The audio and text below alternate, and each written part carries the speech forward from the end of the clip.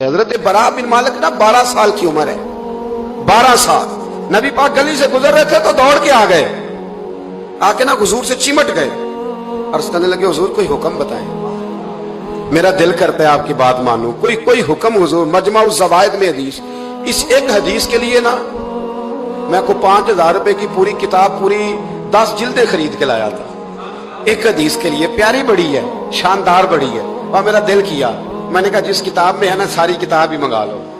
کچھ چیزیں بڑی انسان کو انوکھی لگتی ہے نا۔ حضرت برا بن مالک رضی اللہ، چھوٹی سی عمر ہے، حضور سے لپٹ گئے۔ حضور نے فرمایا بیٹے کیا ہوا؟ عرض کرنے لگے حضور کوئی حکم بتائے، میرا بھی دل کرتا ہے عمل کروں۔ تو حضور نا چھوٹے چھوٹے کام بتاتے ہیں، دکان سے، یہ بچوں کو یہی بتانا ہوتا ہے نا، دکان سے لے آ، یہ کر دے، فلاں کو بلا لے۔ لیکن حضور ان کی غیر موجودگی میں ان کا ذکر بڑا کرتے۔ ایک دن کچھ لوگ کہنے لگے حضور بڑا ذکر کرتے ہیں پر وہ کرتا تو چھوٹے موٹے کام ہے بچہ۔ تو نبی پاک نے ایک دن ارادہ کیا کہ ان کو تجربہ نہ کرائیں کہ وہ پیار کتنا کرتا ہے۔ رسول کریم فرمانے لگے میں جو کہوں گا کرو گے؟ حضور کروں گا۔ فرمایا جاؤ اپنے باپ کی گردن کاٹ کے لاؤ۔ تو وہ دوڑے۔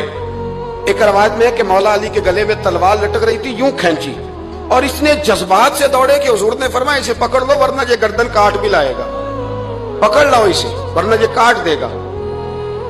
اللہ کی قدرت کے تھوڑا وقت گزرا تو وہ بیمار ہو گئے۔ دن میں 2 مرتبہ میرے نبی پاک تیمارداری کرنے جاتے۔ ایک شام رسول کریم تشریف لے گئے تو حضور سرانے بیٹھے، ماتھے پہ ہاتھ رکھا تو کریم محبوب ان کے باپ کی طرف کان میں کچھ کہا ان کے والد سے، حضور رونے لگے، اور پھر حضور نے دوبارہ ماتھا چوما، پیار کیا اور چلے گئے۔ حضرت برا بن مالک چھوٹی عمر تھی، کچھ نے لکھا طلحہ بن برا نام تھا ان کا۔ تو حضرت طلحہ بن برا نا اپنے ابا کو قریب بلایا اور چارپائی میں بٹھایا، کہنے لگے ابا جی حضور کیا فرما گئے؟ کہا بیٹا تیرے والی بات نہیں۔ کہا نہیں بتائیے۔ کہا نبی کریم علیہ السلام نے فرمایا کہ شام کو نا میرے طلحہ کا انتقال ہو جائے گا، اور جب اس کی روح پرواز کر جائے تو مجھے خبر کرنا، میں آ کے جنازہ پڑھاؤں۔ ٹھنڈ بڑی تھی، مدینے میں ٹھنڈ بڑی تھی۔ حضرت طلحہ نے نا اپنے باپ کا ہاتھ پکڑا اور اپنے سینے پہ رکھا، کہنے لگے ابا حضور تو جو فرما گئے پر میری وصیت یاد رکھنا، نبی پاک کے دین کا قانون یہ ہے کہ جب کوئی انتقال کر جائے تو جلدی دفن کرو، اس طرح کرنا رات کا وقت ہوگا، جب میرا انتقال ہوگا تو فوراً غسل دے کے نا دفن کر دینا، نبی پاک کو خبر نہ کرنا، نہ بتانا۔ عمر دیکھو اور بات دیکھو۔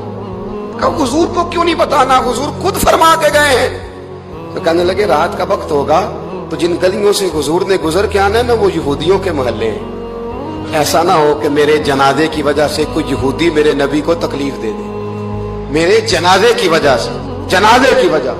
یہاں کہتے ہیں حضرت صاحب مجھے بڑا پیار ہے آپ سے پر میرے گھر ضرور پہنچے، جیسے مرے یا جیے وہاں شام کو آپ کو پہنچنا پڑے گا۔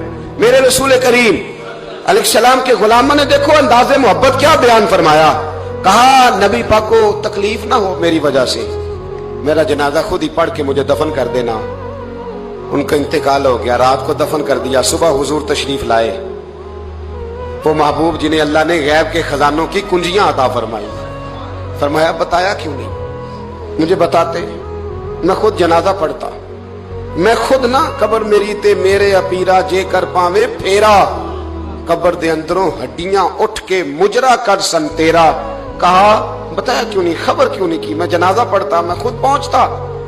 تو باپ رو پڑھے، عرض کرنے لگے حضور میرا تو پتر تھا، میرے لیے اس سے بڑی سعادت کیا ہوتی کہ آپ جنازہ پڑھاتے، پر اس نے وصیت کر دی تھی کہ حضور کو بتانا نہیں، تکلیف ہوگی۔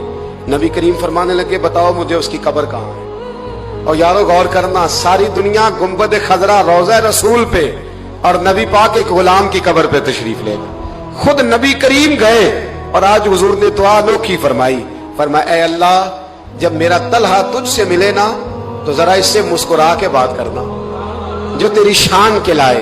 رسول اللہ کی محبت، نبی پاک کی غلامی، رسول اللہ کا پیار۔ اعلیٰ حضرت کہتے ہیں جان ہے عشق مصطفیٰ، روز فضو کرے خدا، او بھائیو جس کو ہو درد کا مزہ وہ نازے دوا اٹھائے کیوں؟